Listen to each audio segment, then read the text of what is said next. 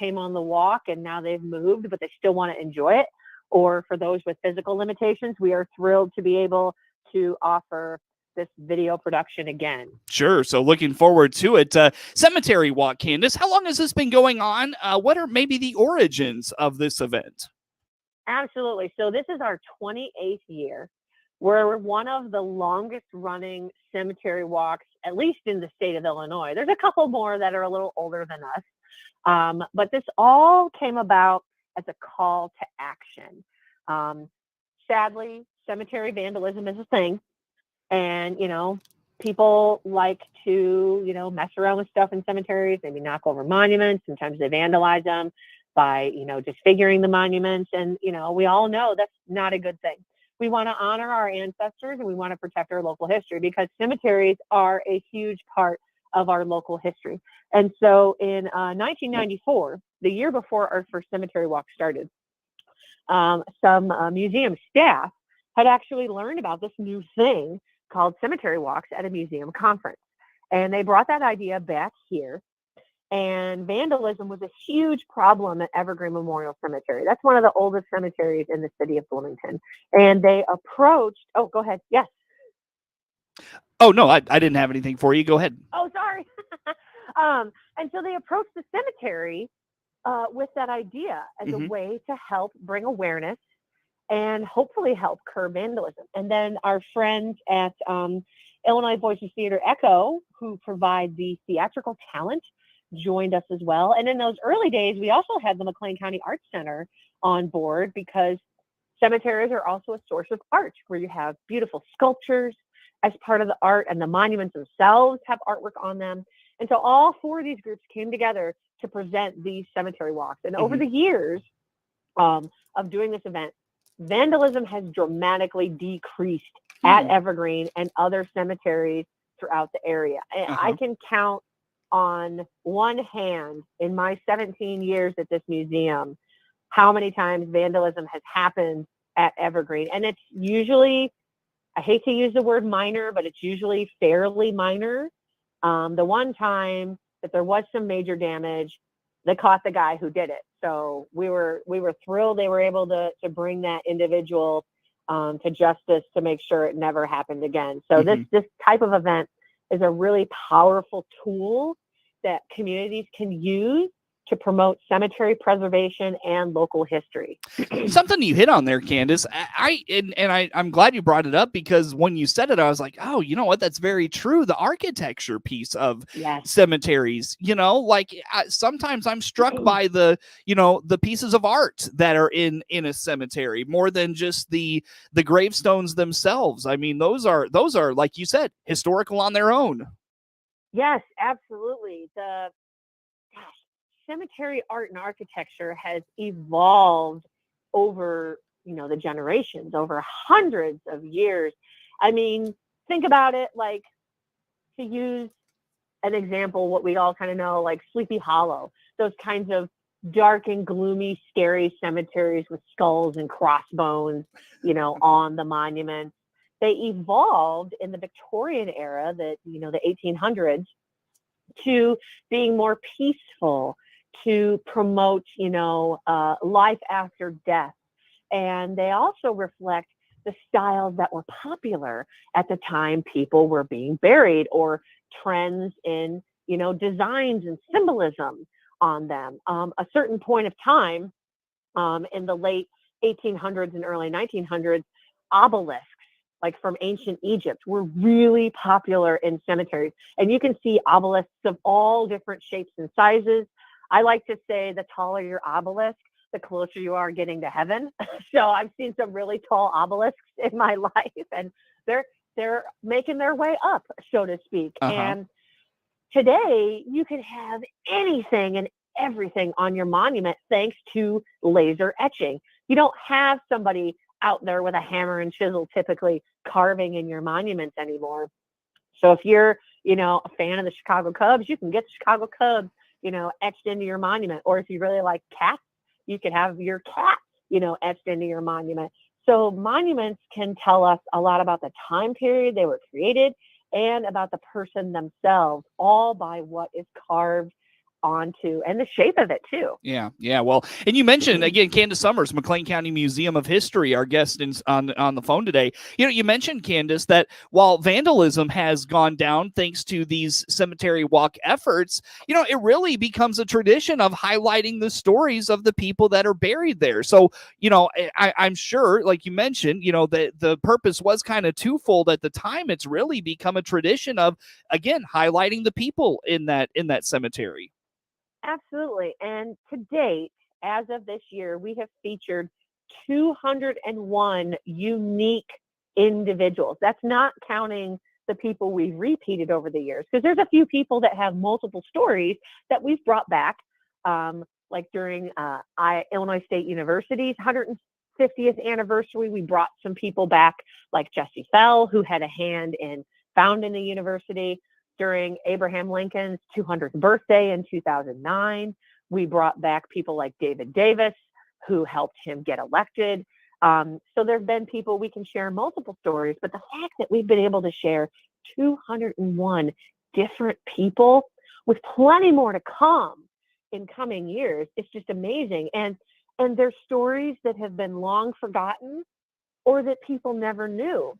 Mm-hmm. And we are so lucky to be able to have the resources that help us find these stories and the resources that allow us to tell these stories. Yeah, I'll bet it's a lot of fun to put those together, to do that research and learn about these people.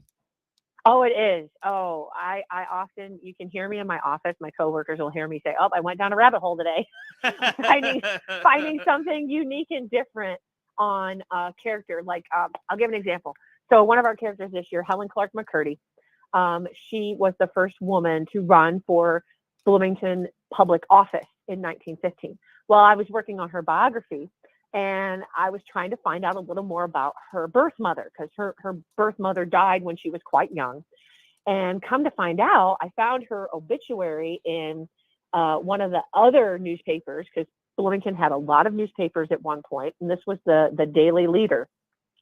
And I found that her mom's very small obituary mentioned that she died of consumption. So I went down that rabbit hole to find out more information about her birth mother, and then also about Helen's career working as in department stores, working as a milliner, which is a person who sells hats. And I found all this information about her life and work.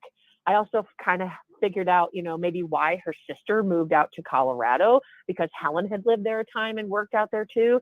So it's so much fun. I get so excited when I fall down these rabbit holes and learn more about the people that we feature, because the more we know, the more it helps us piece together that early local history of Bloomington. Because, we only have so many resources in the building, but more and more resources are coming online all the time. And that only helps us do our job better and create better stories and information for the cemetery walk.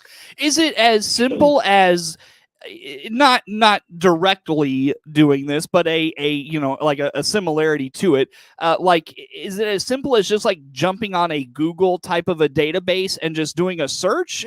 Are you having to spend hours and days like finding this information, like scrolling through articles and all of that stuff? Like how easy is it to find some of this stuff, Candace? It depends on the person. Sometimes it's easier than others. Like, when I did research on Alexander G. Erickson. So when you look at newspapers.com, some of the scans are better than others. And sometimes they're so blurry that the last name of the person you're looking for won't pick up on the search engine. So sometimes you just have to type in like part of the name, or you type in the last name. And if you type in the last name, you might get every single Erickson and even a word that's not close to Erickson on the newspaper that's published. And so for him, I just sat there and I scrolled through all these different articles. I mean, hundreds of articles. And at least it gives you a preview of the article. So it's like, oh, there's his name. Or it would say, Commissioner Erickson or board member Erickson, because I knew he was on the Bloomington School Board. He was a commissioner for the city of Bloomington. And so those little keys you kind of learn as you research, and that helps you pick up things, and then you can help build more of that story. So yeah, researching for the cemetery walk is not a quick thing. It takes hours, days, weeks, months. I mean, sometimes there's even years that go into a person. We might have a person in mind for 1 year and we can't find enough resources. So I put them away in my big filing cabinet full of potential people. And a few years down the road, I'm like, oh, let's see if there's anything else out there now. And boom, there's more resources on the internet. So sometimes it's a long game and sometimes it's a short game for the cemetery walk, but we have plenty of time to feature all these people that we're interested in. They are not going anywhere, and we are certainly not going anywhere. How many individuals are you researching at a given time? So I usually have volunteer researchers. We couldn't do any of this event without our dedicated core group of volunteers. And so they, usually in the fall after the current walk is over, I go through my list again to see, who would be a candidate to get the full research done. And we might have anywhere from, 8 to 12 people researched each year for the walk. And now we also have our visiting voice, which is a person who is buried at a different McLean County cemetery that we're inviting to the cemetery walk. So we've started that process of gathering names from people through a nomination form that we can start looking at other individuals in cemeteries throughout McLean County. So yeah, the research process is definitely always ongoing for the cemetery walk. It never stops. I know you want to give your volunteers a shout out, and I respect that, but you really should have taken a lot more credit for that, Candace. Like, I'm constantly looking at people and putting stories together, but no, I'm just kidding with you. Be all that as it may, Candace. I know we've talked so much about kind of the history of the cemetery walk and all the work that goes into it. Let's come back and highlight the individuals that will be in this year's cemetery walk. In the meantime, you mentioned tickets are on sale. Where do folks go for all of those, all that information? Yeah, so if you go to our website, mchistory.org, or you can find information on social media too. Click on our website and you'll find all the information about where to buy tickets, which is here at the museum, at Evergreen Cemetery, or through our website. You can buy your tickets there, and then they can pick them up at the cemetery the day of the event. So there's lots of different ways that you can buy your tickets. And I recommend getting them soon because a lot of years we do sell out on this event. So ticket sales do start next Tuesday, August 30th at 9 a.m.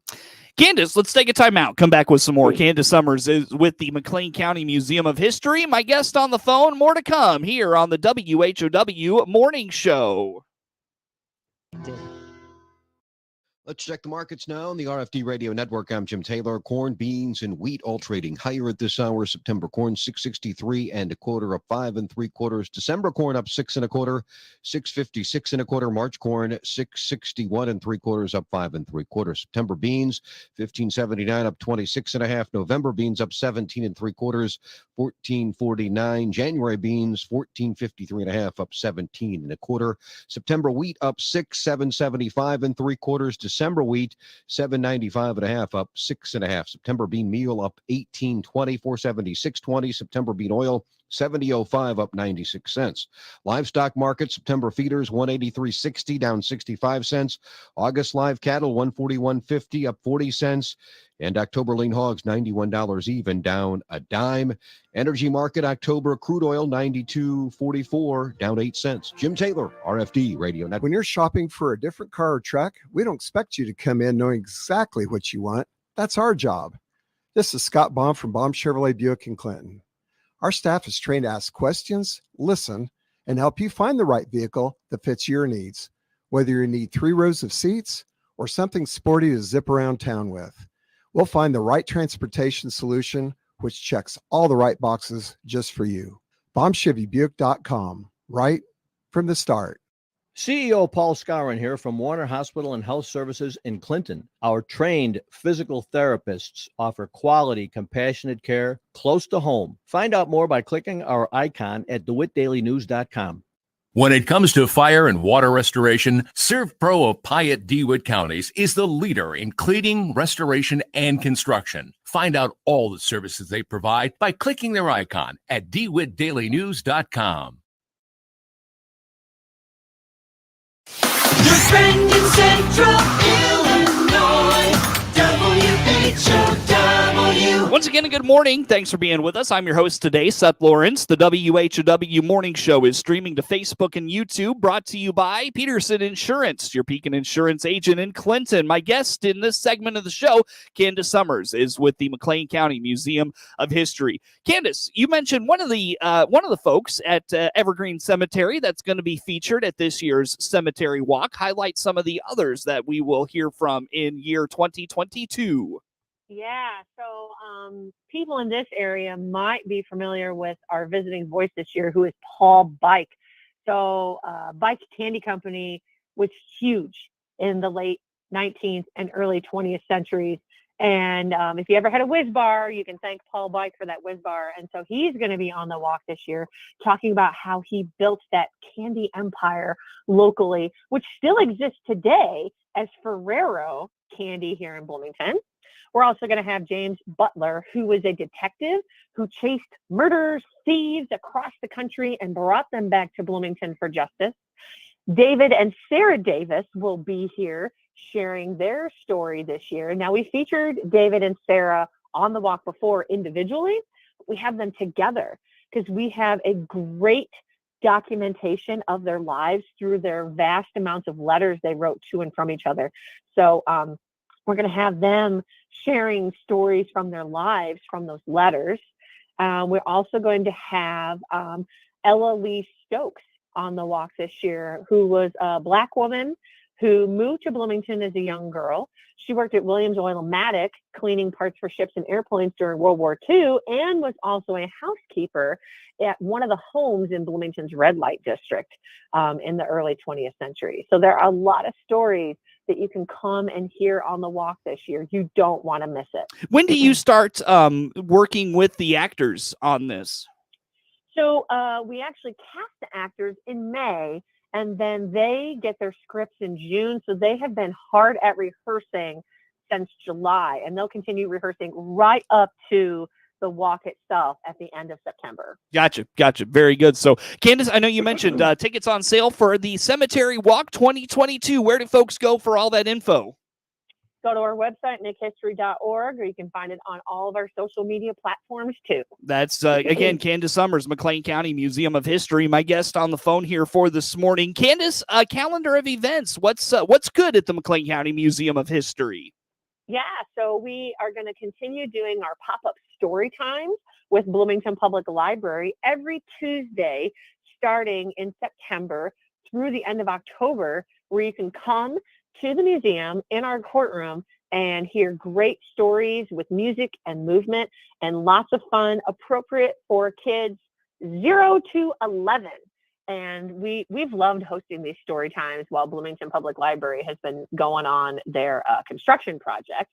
So it's a lot of fun for the whole family. Plus, you can stay after the story time and explore the museum, too. So you get stories and exhibits at the same time. We have our first Lunch and Learn of the season on September 8th.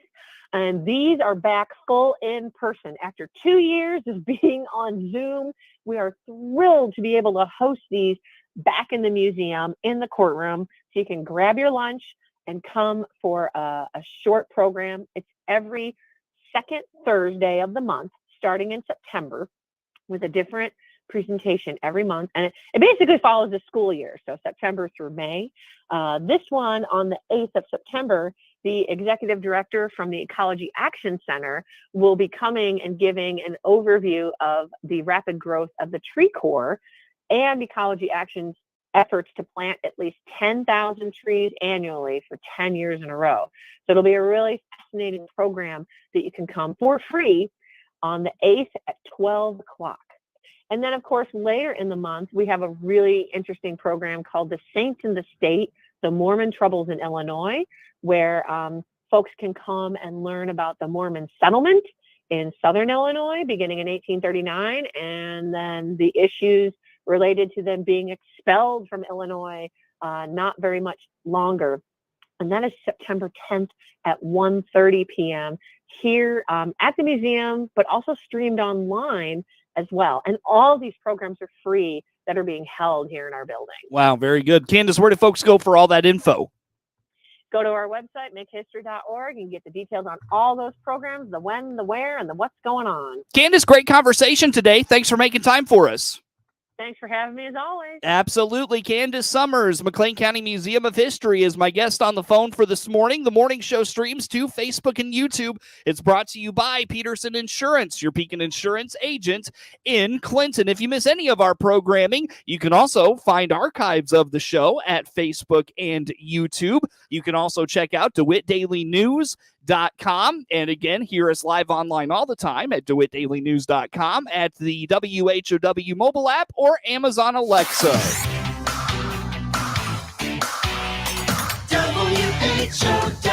WHOW.